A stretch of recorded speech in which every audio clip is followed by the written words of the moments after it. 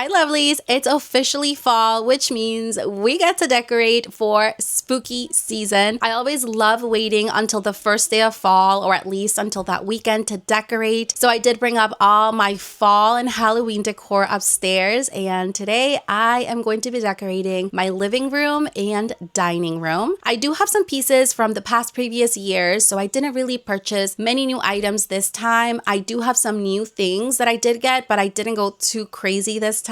Halloween and Christmas are definitely my top two favorite, and I do normally go all out for Christmas, but for the fall and Halloween time, I do go very subtle. But if you want to see how I decorated, make sure to keep on watching. Also, if you're new to my channel, welcome. My name is Fabiola, and I love creating all kinds of pink and girly videos. If that's something you love and are into, go ahead, click the subscribe button down below, push the bell notification, and follow me on my Instagram. So that being said, let's go ahead and start decorating.